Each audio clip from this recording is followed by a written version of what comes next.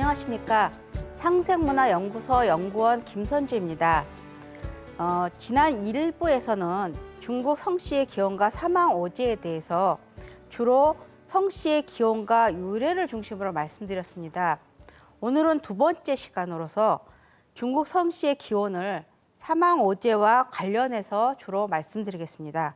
흔히들 고대에서 가장 이상 정치가 구현되었던 시대를 사망 오제의 시대라고 말합니다. 그런데 이 사망 오제 시대가 과연 진정으로 있었는가? 아니면 그 사망 오제가 도대체 누구인가? 지금까지 고대로부터 지금까지 여러 가지 다른 견해가 이어져 오고 있습니다. 문헌에 기록된 사망 오제의 개념부터 일치되지 않고 있고, 또한 사망 오제로 지칭되는 인물도 다 제각각입니다. 어떻게 보면 이거는 그 사망 오제라는 개념이 나온 거는 당시의 시대 배경과 연결될 수도 있습니다. 왜냐하면 오제라는 것이 더 먼저 나왔고, 개념상으로 사망이라는 개념은 좀 더 뒤에 나왔습니다. 그러니까 역사적인 그 이야기로 정리된 것은 오제가 최소한 한대 전기에는 오제에 대한 개념이 성립되어 있습니다. 역사적으로, 문헌적으로. 그런데 사망은 그보다 뒤인 삼국시대, 한대 이후에 삼국시대에 이르러서야 비로소 개념이 성립되기 시작합니다. 그 이유는 무엇인가? 그거는 그 당시에 중요 시대는 그 개념, 자신들의 관념에 의해서 이런 것이 많이 문헌학적으로 쓰여지기 있기 때문입니다. 예를 들어서 왜 오제가 사망보다 더 먼저 나올 수 있었던가? 이거는 춘추 시대 후반부터 전국 시대에 거쳐서 굉장히 많이 발달한 사상 중에 하나가 음양오행설을 들고 있습니다. 근데 그래서 이런 음양오행설과 관계로 해서 오제라는 어떤 오라는 그 사상에 대한 관념이 생기고 여기서부터 오제가 나오지 않았을까라는 의견이 굉장히 많이 이루어지고 있습니다. 그렇지만 사망은 그 뒤에 이제 비로소 성립된 것이 그 사망이라는 개념이 성립된 것은 그 뒤에 삼자라는 어떤 숫자에 대한 개념, 그러니까 역사적인 것보다는 어떻게 보면은 철학적이거나 종교적인 의미를 더 많이 내포하고 있습니다. 삼자에는. 그래서 전국시대 말에 보면은 사망설이 나타납니다. 전국시대에 나타나는 사망설은 앞에 나왔던 그 인물을 주로 말하는 것보다는 천지인이라는 어떤 추상적인 삼재에 의한 개념에서 사망설이 나타나기도 합니다. 그래서 그 당시에 사망으로서는 다른 인물을 드는 게 아니라 천황이라든지 지왕, 태황 이렇게 말하기도 하고, 그 뒤에는 천황, 지왕, 인왕 이런 식으로의 개념이 나오기 시작한 겁니다. 그러니까 아직까지도 사망 오제에 대한 그 개념이라든지 그 정의는 아직까지도 일치되지는 않았고, 또한 그것에 대해서 지금까지 얘기하는 거에 의해서 사망이 먼저고 오제가 먼저고 왜 이 사망 오제는 나왔는가라는 그런 배경에 대해서도 견해가 다르고 있습니다. 그렇지만 전반적으로 보이는 그 문헌에서 사망은 누구인가, 오제는 누구인가를 살펴보면은 보여지는 어떤 같이 그 안에서 느껴지는 그러한 공통점을 우리가 발견할 수 있습니다. 사망 오제는 누구인가 중에서 사망은 누구인가에 대해서 먼저 살펴보겠습니다. 이거는 제가 이렇게 6가지 정도를 들고 있는데, 이거는 사망 오제는 누구인가에서 사망은 누구인가라는 것을 문헌에서 사망은 누구이다라고 혹은 사망은 어떤 인물이다라고 쓰인 것 중에서 서로 겹치지 않는 그러한 것을 중에 대표적인 6가지를 제가 정리한 것입니다. 제일 먼저 나온 것이 복희 신농 황제를 사망으로 보는 경우가 있습니다. 이거는 황보밀의 제왕색이라는 책에서 가장 먼저 언급을 하였는데요. 그 다음에 많이 또 나오는 것이 복희 신농 여화. 이거는 고유라는 사람의 여시춘추 해석이라는 주석이라는 내용 속에서 나오고 있습니다. 그 다음에 세 번째로 복희 신농 수인, 수인씨라고 하죠. 보면은 이거는 반고라는 사람의 백호통이에서 이 사망에 대해서 논한 것 중에 나오고 있는 것이 대표적인 것입니다. 그 다음에 네 번째로 복희, 신농, 추경이라는 사람이 있습니다. 이것도 또한 반고의 백호통에서 이러한 것이 전해지고 있다라는 그 내용 속에서 나오고 있습니다. 그 다음에 이것과 다른 거는 천황, 지황, 태왕이라는 것입니다.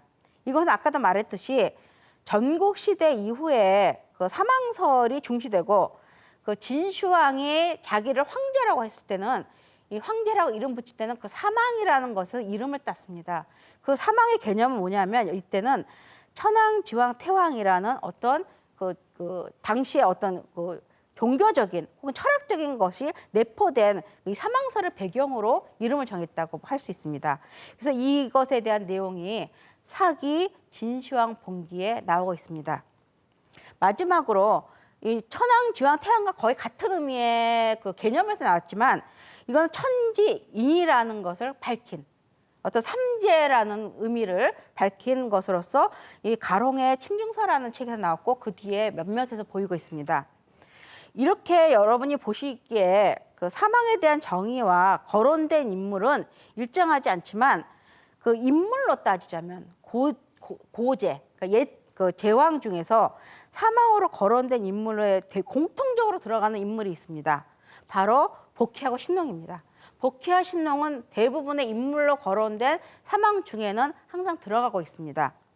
다른 한 인물로는 여러 인물이 거론되고 있는데 뭐 아까 말했듯이 아까 여화도 있고 수인도 있고 추경도 있고 황제 등이 거론되지만 여기서 굉장히 많이 나온 수 중에 하나가 또 여화도 많이 들고 있습니다. 그렇지만 이 정해진 것에서 나온 것 중에서 대부분의 사망이라는 것을 보면 공통적으로 들어간 것은 복희와 신농이다라고 하는 것을 볼 수 있습니다. 이제 오제란 누구인가에 대해서 이제 살펴보기로 하겠습니다. 오제에 관해서도 물론 이것도 사망과 마찬가지로 일치된 견해는 없습니다. 처음에 말했던 황제, 전욱, 제곡, 제요, 제순. 그러니까 이게 이름을 제요, 제순에 했지만 요순이 꼭 들어가고 중간에 황제하고 전욱, 제곡이 들어가고 있습니다. 이것도 반고의 백호통이라는 곳에서 오제에 대해서 설명을 해놓은 내용입니다. 그 다음에 두 번째로는 태호, 염제, 황제. 염제는 바로 신농입니다. 황제, 소호, 전욱. 이거는 예기의 원령이라는 곳에서 밝힌 내용입니다. 그 다음에 소호, 전욱, 고신, 당요, 우순. 이거는 공항국의 상서서라는 곳에서 나온 내용입니다. 그 다음에 맨 마지막으로 이 오제에도 그 사망에 언급된 인물들이 나오고 있는데 복희, 신농, 황제, 요순 이렇게 나오고 있습니다. 이거는 주역의 계사하라는 부분에서 나오고 있습니다. 아까 말했듯이 사망과 마찬가지로 오제에 관해서도 문헌마다 그 내용이 조금씩 다르고 있습니다. 근데 여러분 보시다시피 황제와 요순이 대표적으로 거론되고 있음을 볼 수 있습니다. 그리고 그 외에는 소호라든지 전욱이라든지 고신 이런 사람이 포함되고 있습니다. 특히 황제는 사망과 오제에 대해서 다 거론되고 있습니다. 이거는 황제를 자신의 시조로 받드는 그 중국인들이 그 후대에 가면 문헌에 그 황제를 여러 군데 거론하고 있기 때문에 생기는 현상이라고 볼 수 있습니다. 사망 오제가 누군가에 대해서는 이렇게 견해 차이가 있지만 우리가 이렇게 아까 살펴봤듯이 대표적인 인물로 복희, 신농과 황제, 요순을 드는 데는 이견이 없습니다. 거의 사망 오제에서 복희와 신농이 사망을 대표하는 인물로 주로 거론되는 데 비해서 요순은 오제를 대표하는 인물로 항상 등장하곤 합니다. 그러면 이 인물 하나하나와 연관돼서 그 중국 성씨의 기원과 이 인물들에 대해서 사망오제라고 불리우는 거기에 속하는 복희, 신농, 황제, 요순에 대해서 차례대로 한번 살펴보기로 하겠습니다. 먼저 복희에 대해서 살펴보겠습니다.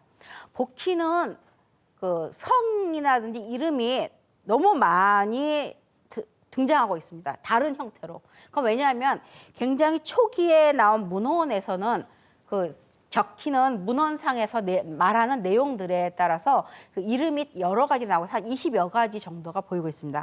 그렇지만 그 누구 뭐 포이라고 말하듯이 복희라고 말하듯이 다 말은 해도 그 내용이 복희라는 것은 우리가 보면 알 수 있습니다. 그래서 그 내용을 살펴보면 지금으로부터 그 5,500년 전에 그 복희가 하도를 그려서 음양오행 사상의 기틀을 마련하였고 팔계를 지어서 지옥의 원리를 구성하였다는 것을 이제 일반적으로 알려주고 있습니다. 그러니까 그 우리 지금 본 사망오제 중에서 가장 먼저 등장하는 인물이 복희라고 할 수 있습니다. 5,500년 전쯤에부터 등장하고 있습니다. 문헌에. 그리고 그와 더불어서 복희의 성이라고 할 수 있는 풍씨가 있는데 이것 또한 중국 최초의 성씨로 기록되고 있습니다. 그런데 그런 내용이 어디에 나오냐면은 제왕세기에 보면은 이것도 아까 말했지만 이건 포이씨라고 나오고 있죠. 태호제, 포이씨, 풍성이야. 이게 다 복희를 말하는 겁니다. 태호 황제 포이씨는 풍씨이다. 그러니까 복희가 풍씨이다라고 문헌 기록에 가장 먼저 나온 것이 제왕세기 정도에 나오겠습니다. 태호 복희 씨가 그러니까 복희가 왜 풍이라고 성을 했냐는 것에 대해서는 복희 씨라는 사람, 이 복희는 신시라는 곳에 출생해서 환단곡이라는 책에 보면은 신시에 출생해서 우사간직을 세습하고 후에 청구와 낭랑이라는 곳을 지나서 진이라는 곳을 이주하였고 거기서 아까 말했던 그 수인씨 나오죠. 사망 중에 수인씨를 이어서 왕이 되었다라는 말이 나오는데 거기서 풍산에서 살게 됐답니다. 그 수인씨를 이어서 풍산에 살게 되어 성을 풍씨로 하였다라는 내용이 나옵니다. 그리고 인류 최초의 성씨인 풍씨는 여러 가지 성으로 갈라졌는데 그 대표적인 것이 패씨라든지 관씨라든지 임씨라든지 기씨라든지 포, 리, 사, 팽 이 8성으로 나뉘어졌다 합니다. 그래서 이 8성은 지금도 예를 들어서 팽성이라든지 이런 사성 같은 거는 임성 같은 거 또 기씨라는 거는 그 이후에도 계속 이어지고 있습니다. 그렇지만 이 풍성이라는 풍씨라는 것 자체는 15대 만에 끊어지게 됩니다. 그러니까 문헌에서 가장 중국에서 먼저 나왔던 이 풍씨는 결국적으로 15대에 이르러서 없어지고 다른 성씨로 분파되었고 풍씨 자체는 남아있질 않게 되는 것입니다. 그러니까 그렇지만 인류 최초 혹은 뭐 문헌상으로 보면은 거의 인류 최초로 성으로 기록된 것이 풍씨라는 것을 알 수 있습니다. 풍씨 후손 중에 대표적인 것이 아까 말했듯이 그 사성이 대표적인데 아까 8개의 성 중에서 이 사성은 아까도 말했듯이 하나라 우왕의 성입니다. 풍씨에서 나온 것이 사성입니다. 또 여기 복희는 결국 동이족의 수장으로서 그 신농치와 더불어 어떤 동북아 지역의 배달 쪽의 위대한 성인으로 지금 현재 추앙받고 있습니다. 그다음에 두 번째로 신농에 대해서 살펴보겠습니다. 아까 말했듯이 그 풍씨성이 15대 만에 사라지고 그 다음에 나온 성이 대신한 인류의 성이라고 할 수 있는 것이 강씨입니다. 이 강씨는 신농에 의해서 이루어졌는데 여러분 그 신농이라는 이름을 보면 알 수 있듯이 농업의 신이잖아요. 저 신농이라는 건 농업에 대해서 굉장히 중시해서 어떤 중국에서는 농업의 신, 또 우리나라 측에서도 농업에 대해서 많은 내용의 자료는 나와 있습니다. 그래서 신농이 화덕을 갖고 있다고 합니다. 불. 그래서 불에 대한 덕을 가지고 있기 때문에 여러분이 이제 좀 이따가 제가 이제 신농하고 염제 신농을 같이 부를 때가 있을 거예요. 그러니까 염제하고 신농은 같은 사람이다 다른 사람이다라고 설이 많지만 왜 염제라고 불리게 됐냐면은 화덕을 갖고 있기 때문에 불을 갖고 있기 때문에 불을 통해서 농업이라는 거를 할 수 있고 음식을 만들 수 있기 때문에 지어진 이름이 됩니다. 그리고 이 신농은 또한 의술에 대해서 굉장히 중시했기 때문에 의술의 신이라고도 불려지게 됩니다. 아까도 말했듯이 풍씨가 사라지고 강씨는 인류의 시원성이 됩니다. 그래서 신농씨로부터 이 강씨는 시작됩니다. 그 기록에 의하면 최초의 성씨였던 풍씨의 대는 15대 만에 끊기고 현존하는 최고의 성씨인 강씨가 되는 이유가 신농이 강수에 살면서 성을 강씨로 삼았다는 것입니다. 그 신농은 아까도 말했듯이 그 염제로 불리기도 합니다. 신농은 주로 염제 신농씨라고 불리지만 염제와 신농은 때로는 각각 다른 인물로도 표현되고 있습니다. 그래서 우리가 어떤 문헌을 볼 때 이걸 어떻게 해석해야 되느냐, 신화나 전설 속의 내용을 문헌학적으로 어떤 식으로 해석하느냐에 따라 다르고 있지만 지금 그렇지만 많은 중국에서의 그 나오는 자료들을 통해서 보면은 염제와 신농은 동일 인물로 많이 기록되어 있습니다. 그리고 다수의 문헌에서 염제와 신농은 또 동일하게 강씨로 기록하고 있습니다. 그러니까 성이 강성이라는 것은 염제나 신농이나 같은 맥락에서 항상 나오고 있습니다. 문화학적으로. 그래서 우리가 그 어떤 강씨의 시조로 신농을 볼 때 염제를 같이 더불어서 논의하는 데는 지장이 없을 것 같습니다. 그 중국의 역사는 같은 중국 안에서도 여러 이론이 없지 않았지만 사마천의 사기를 중심으로 해서 사마천 사기라는 것이 한 초에 이루어졌습니다. 그러니까 역사서 중국의 역사를 가장 먼저 기록한 것입니다. 이때 무엇을 중시했느냐? 자신들이 추앙하는 시조를 당연히 가장 그 당시에 추앙했던 인물을 가장 먼저 중시해놨죠. 그래서 사마천의 사기에 나오는 내용은 황제 중심의 역사입니다. 대부분이. 그래서 우리가 이제 뒤에 요순도 살펴보겠지만 요순에 나오는 그러한 어떤 인물 관계도도 다 황제를 중심으로 이루어졌음을 볼 수 있습니다. 그 대신 염제 신농시에 대한 얘기들은 주로 전설로 취급되었고 자세히 전해지지 않고 오히려 그 전에 나온 여러 가지 문헌들이 오히려 이 신농에 대한 자료를 더 확실하게 담고 있습니다. 신농 씨의 아버지라고 불리는 사람이 소전입니다. 이 사람은 안브레 황후의 신하이자 유흥국의 군주였다고 전해지고 있습니다. 유흥국의 군주라는 것이 이제 중시되는데요. 왜냐하면 유흥국은 웅족의 시족 집단하고 굉장히 관련이 있는 집단입니다. 그리고 이거는 황제하고 또 연관이 되는 집단입니다. 그래서 웅씨족에서 갈려나간 후손 중에 소전이라는 사람이 있었는데 안브레 황후 말기에 그 강수에서 군병을 감독했다고 합니다. 이 소전의 아들은 신농이 온갖 포를 맛보아서 약을 만들었고 후에 열산으로 이주하면서 한낮에 시장을 열어 물건을 교육하게 했는데 백성이 이를 매우 편히 여겼다라고 태백일사 사망강경본기에 나오고 있습니다. 강 씨의 족보를 연구하는 그 연구자들에 의하면 신농의 후예로 그 8대 임금이 대를 이었다고 말하고 있습니다. 신농의 계보는 여기 보면은 대부분 굉장히 정확하게 나온 것이 그 뒤에 정초 때 통지에 보면은 이 전승 관계가 굉장히 명확하게 나오고 있습니다. 그래서 약간 보면 제1대가 염제 신농, 이때 염제하고 신농을 같이 붙였었죠. 그 신농의 계보에서 염제 신농, 뭐 제위는 이거는 약간 차이가 있지만 120년 혹은 140년 정도로 나오고, 그 다음에 제2세 임계라는 사람은 제위 80년 혹은 60년 정도로 나오고 있습니다. 그 다음에 제3세인 승이라는 사람은 제위가 60년 정도로 나오고 있습니다. 그 다음에 제4세인 명이라는 사람은 제위가 49년. 이런 식으로 정확하게 연도가 나오고 있습니다. 통지의 시정약에 보면은, 통지에 보면은. 그 다음에 제5세는 직은 45년, 제6세 리는 48년, 제7세 애라는 사람은 43년, 제8세 유망은 50년 정도로 나오고 있습니다. 여기서 여러분이 그러니까 유망에 대해서 좀 관심을 가져주셨으면 좋겠습니다. 왜냐하면 유망은 나중에 황제와 치후의 대전이라고 전쟁이라고 하는 탕록 대전과 연관되어서 나오기 때문에 황제의 성격을 이해하는데 신농과 황제의 관계를 이해하는데 연관관계를 갖고 있습니다.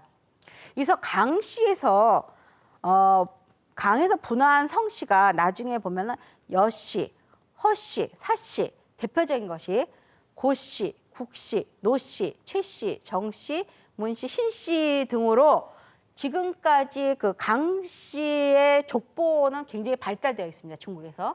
그 족보상이나 그 계보가 굉장히 잘 나와 있는데 보면은 102개 정도가 된다고 합니다. 성이 대부분이. 그래서 그 여기 보면 노씨가 있잖아요. 노씨가 대표적인 그 강씨에서 나온 대표적인 성입니다. 그래서 그 전에 제가 대만에 있었을 때 노태우 대통령이 되었어요. 그때 굉장히 좋아하는 사람들이 많다가 자기랑 같은 나라의 사람이라고 생각하는 사람들이 의외로 많더라고요. 중국 사람 중에는. 그러니까 이 성이라는 것이 그 자체 그 것뿐이 아니라 자신과 어떤 밀접한 혈연 관계를 그 추구하다 보면은 혈연 관계가 있다라고 생각하는 아직도 중국 사람 중에는 그런 사람들이 굉장히 많음을 알 수 있습니다. 그 신농의 후손으로 대표적인 것이 인물이 강상입니다. 근데 여러분이 강상하면은 누군지 잘 모를 수가 있어요. 근데 여러분 강태공 하면 알겠죠. 강태공에 대해서 이름을 들어봤겠습니다. 이 신농의 대표적인 후손으로서 강태공이 있는데 그의 원성은 강씨입니다. 그리고 이름은 알았는데 본명은 그래서 강상입니다. 그런데 왜 그 어떨 때는 그 여상이라고 불리기도 해요. 보면은. 근데 그의 선조가 여나라에 봉해졌으므로 여상이라고 불렸고 속칭으로는 강태공이라고 불렀습니다. 그러니까 여상이라고 불려지는 거는 자기가 봉해진 지역에 따라서. 그래서 예를 들어서 뭐 여불이라든지 이런 그 전국시대 이후에 여러 가지 활약한 사람들도 다 여씨가 나온 것은 그 지역과 연관돼서 나온 것임을 알 수 있습니다. 여시춘추 14권이라는 그 내용에 보면은 태공망, 그러니까 강태공이죠. 강상은 동의지사이다라는 기록이 있습니다. 그 강씨의 후손 연결되는 것이 동의지사라는 기록이 있습니다. 그리고 신농부터 강상, 소위 말하는 강태공까지의 계보는 굉장히 자세하게 많이 나와 있습니다. 왜냐하면은 그 신농이 중요한 게 아니고 그 당시에 강태공이라는 인물에 대해서 관심이 많기 때문에 중국 사람들은 그리고 강태공을 받드는 그러한 현상이 있기 때문에 중국에 가면은 강태공 계보에 대해서 굉장히 많이 나와 있습니다. 거기서 보면은 신농부터 강상, 강태공까지의 계보가 이 정도로 이제 나와 있습니다. 보면은 여러분이 한번 읽어보면은 시저, 염제, 괴계부터 시작해갖고 제임계 다 이름이 좀 특이하죠. 제승, 제명, 제직, 제리, 제애, 제유망, 내 공공. 공공은 아시죠, 여러분? 공공 들어보셨어요? 공공이 좀 여기서 좀 알고 구영, 신, 과부, 수, 백이. 백이도 들어보셨죠? 백이 정도는 들어보셨고 선영, 현저, 왕선, 왕정, 왕해, 왕항, 왕주, 왕선, 왕계 이런 식으로 해서 밑에 상, 태공까지의 그 족보가 소위 말하는 족보가 계속 나와 있고 그 102명의 성에 대한 관계도도 나와 있고 현재까지의 계보도 잘 나와 있습니다. 그러니까 광태공이라는 인물이 그 중국에서 굉장히 중요한 인물로 여기기 때문에 그에 대해서 연구가 굉장히 많이 되어 있고 그 중국 곳곳에 보면은 이 강태공과 관련되는 강씨에 대한 계보가 굉장히 잘 나와 있습니다. 신농의 후손으로서 또 하나 중요한 인물은 치우라는 인물입니다. 여러분 치우는 많이 들어보셨죠? 그 태백여사 신시본기에 보면은 그 옛날 여상 역시 치우의 후손이다. 그러니까 치우의 후손이 여상이라는 거죠. 그래서 성이 강인데 치우가 강수에 살면서 낳은 아들이 모두 강씨가 되었다라고 치우가 강씨로 신농의 후손임을 밝히고 있습니다. 이것뿐이 아니고 통지 시정약에 보면은 치씨란 말은 치우의 치씨는 치우의 후예이다. 창일은 고신과 더불어 모두 치우 씨의 후예이다, 후손이다 라고 나왔습니다. 근데 문제는 여기서 치우가 강씨로 신농의 후손이라는 것은 많이 밝혀지고 있지만 어느 부분에 있어서는 이 치우 씨가 그 풍씨에서 나왔거든요, 또. 그래서 어떤 복희 후손이라는 설도 있습니다. 근데 대부분이 치우에서 강태공이 이어지는 거에 대해서 많은 사람들이 더 긍정적인 입장을 채우고 있는 편입니다. 이래서 이제 신농에 대해서는 살펴봤고 그 다음으로선 황제하고 요손을 같이 살펴보겠습니다. 이건 왜 같이 살펴보느냐 하면은 황제 계보에 요손이 다 들어가 있습니다. 황제 계보에 황제는 중국 전국시대 이후로 문헌에 등장하는 오제 중 첫 번째 재앙입니다. 항상.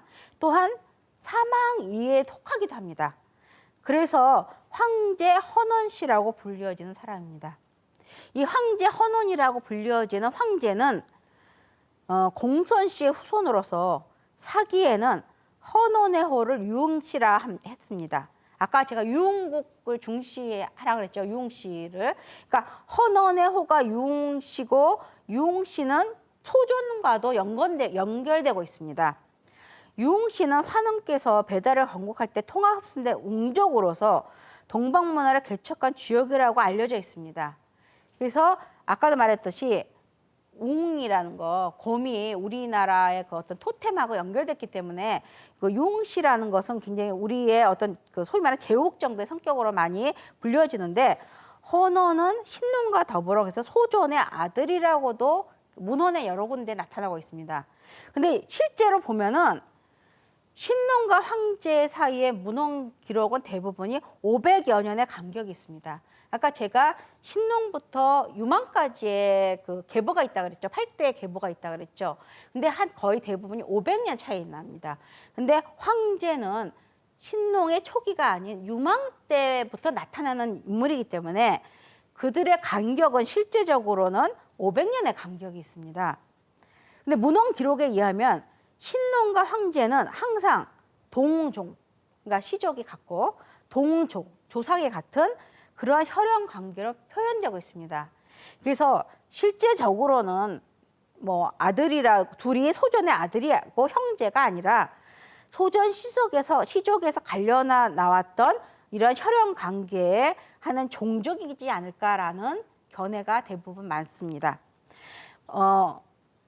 황제에 대해서는 사기 오제본기에서 말하고 있는데 황제 헌원부터 순까지의 그 왕조 사이에 그 관계가 나와 있습니다.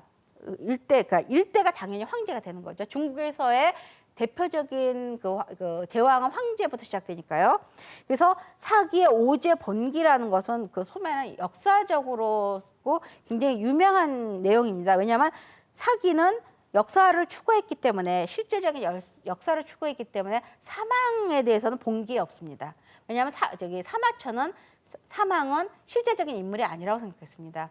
그래서 오제부터 시작했는데 그러니까 오제는 실제적인 인물이라고 생각한 거죠. 그래서 말하고 있는 황제 헌원에서 순까지의 역대 왕조는 다음과 같습니다. 첫째 황제입니다. 아까 말했듯이 황제가 1대로서 헌원이게 되는 거죠. 그다음에 2대는 전욱이 됩니다. 3대는 제곡이 되고 4대, 그러니까 소위 말하는 이거는 왕의 이름이죠. 황제의 이름이죠. 4대는 요입니다. 그러니까 4대가 요고 5대가 순입니다. 사기 오제본기에 보이는 황제로부터 5대인 순임금까지는 이런 식의 직계로는 아니지만 거의 형제 관계로서 이어져 내려오고 있습니다. 그리고 사기 오제본기에 보이는 황제부터 순에 이르는 계보를 거꾸로 이제 뒤로 넘어가면은 뒤에서 이제 순부터 이제 따져 보면은 그 직계를 계속하면은 순임금이 중하입니다. 이름이 순의 이름이 그러니까 순부터 시작해서 그 순의 아버지가 고수라고 불려집니다. 고수는 여러분 혹시 들어보실지 모르겠어요. 왜냐하면 그 고수에 일하는 유명하니까 순과 고수에 일하는 유명하니까 요순 선양과 관계에 대해서 아마 했으면 들어보셨을 거예요. 그다음에 고수의 아버지가 교우입니다. 그러니까 거꾸로 세 번째. 그다음에 교우의 아버지는 구망이라는 사람입니다. 그 구망의 아버지는 경강이고 경강의 아버지가 궁선. 궁선의 아버지는 전욱입니다. 전욱제라 그러죠. 전욱의 아버지는 황제 헌원의 둘째 아들인 창희입니다. 그래서 중하라고 불리우는 순부터 황제 헌원까지 하면은 1대부터 시작해서 9대의 후손이 되는 겁니다. 그러니까 순이 황제의 9대 손이 되는 것입니다. 근데 여기서 요는 그럼 요는 몇 대 손인가? 요는 황제의 4대 손입니다. 근데 수는 황제의 8대 손으로 되어 있습니다. 근데 사실은 요 수는 유명한 게 바로 요가 순한테 자신의 자리를 선양하였죠. 근데 여기 이 오제본기에는 이렇게 많은 차이가 있습니다. 이거는 우리가 어떻게 해석하느냐에 의해서 그것을 보는 수밖에 없는데 일반적으로 말해서 그 요순과의 관계를 일반적으로 많은 여러 가지 예를 들어서 전설을 보고 있다면 이건 오제 봉기에 났기 때문에 중국 사람들은 이 계보를 굉장히 중시하고 있습니다. 아까도 봤듯이 그 요와 순이 따지고 보면은 황제의 후손이 되는 거죠. 9대손 되고 4대손이 되니까. 그 외에도 하상주 3대 제왕이 이 오제 봉기에 따르면 모두 그의 후손이 되는 것입니다. 그래서 국어 진어라는 데 보면은 황제 자손 25명 중에 황제 자손이 25명으로 문헌에 기록되어 있는데 14명이 성씨를 가졌다고 합니다. 성씨를 얻었다고 합니다. 그거 12개의 성씨로 나뉘어졌다 하는데 그 대표적인 것이 황제의 성이 희씨입니다. 희가 대표적인 성이고 그다음에 유, 기, 그 다른 그 문자인 기, 등, 잠, 임, 순, 희, 길, 현, 의입니다. 여기 보듯이 어떤 경우에는 다른 성과 더불어 갈라질 때 성이 중복되는 경우가 있어요. 그래서 예를 들어서 모는 어느 성에서 나왔다 할 때 꼭 하나만 이루어지는 게 아니고 여러 가지 나오는데 그거는 문헌상의 기록이 각자 달랐기 때문에 추측만 할 수 있을 뿐이지 우리가 정확하게 알 수 없는 것도 사실은 성씨도 많다고 볼 수 있습니다. 이 중에서 희씨하고 기씨하고 임씨와 길씨 이 사성이 비교적 유명했다고 합니다.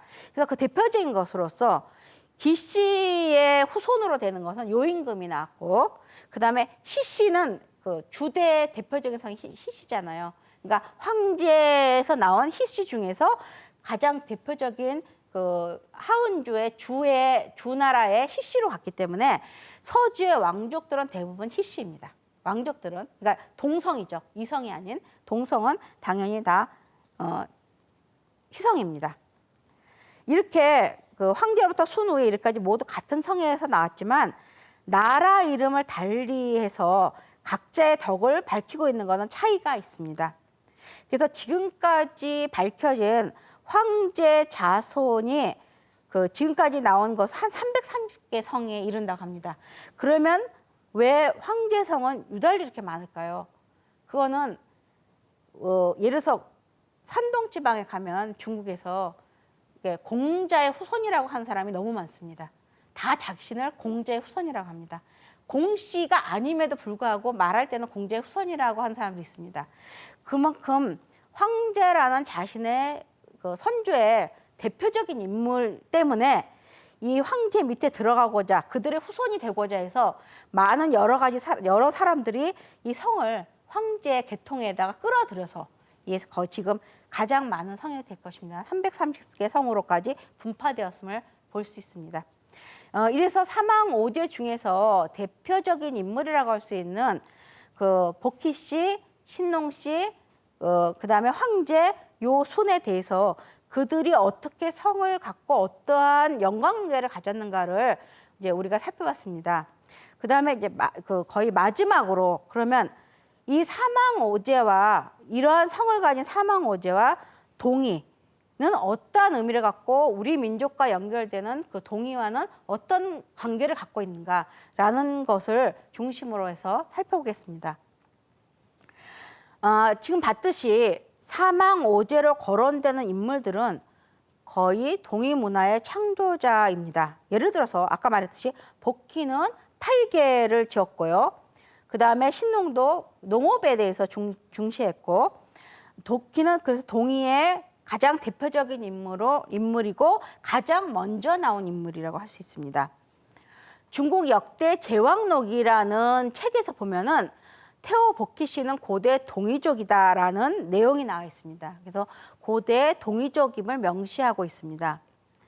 그 태호 복희 씨는 당시 그 배달국 옷에 태호의 한흥의 아들로서 태극 8개를 그려서 인류 문명의 시조가 되었다라고 나와 있습니다.